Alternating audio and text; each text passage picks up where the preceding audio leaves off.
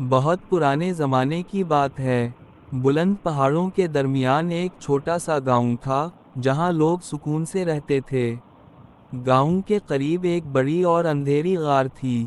لوگ کہتے تھے کہ جو بھی اس غار میں داخل ہوتا ہے، وہ کبھی واپس نہیں آتا۔ اس لیے کوئی بھی اس کے قریب جانے کی ہمت نہیں کرتا تھا۔ اسی گاؤں میں ارحم نام کا ایک بہادر اور ذہین لڑکا رہتا تھا۔ وہ ہمیشہ نئی چیزیں سیکھنے کا شوقین تھا۔ ایک دن اس نے سوچا، صرف سنی سنائی باتوں پر یقین کرنا درست نہیں۔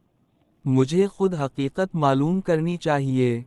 غار کے اندر ہر طرف گہرا اندھیرا تھا۔ پانی کے قطرے ٹپکنے کی آوازیں گونج رہی تھیں۔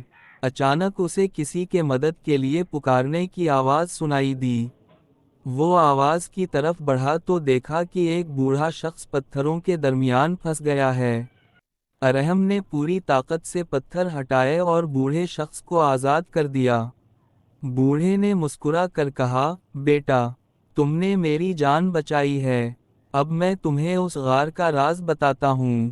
وہ اسے غار کے سب سے اندرونی حصے میں لے گیا، جہاں ایک شفاف جھیل تھی۔ جھیل کے بیچ میں ایک پتھر پر نیلے رنگ کا چمکتا ہوا ہیرا رکھا تھا۔ بوڑھے نے کہا، یہ ہیرا صرف اس شخص کو مل سکتا ہے جو بہادر، ایماندار اور رحم دل ہو۔ لیکن یاد رکھو، اگر تم اسے صرف اپنے فائدے کے لیے استعمال کرو گے تو اس کی چمک ہمیشہ کے لیے ختم ہو جائے گی۔ ارحم نے ہیرا اٹھایا، مگر اسے اپنے پاس رکھنے کے بجائے گاؤں کے بزرگوں کے حوالے کر دیا۔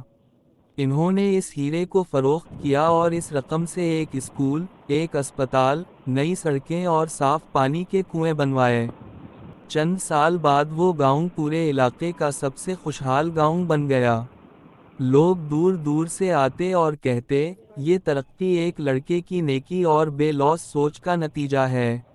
جب ارحم دوبارہ غار میں گیا تو وہاں نہ بوڑھا شخص تھا، نہ ہی وہ ہیرا۔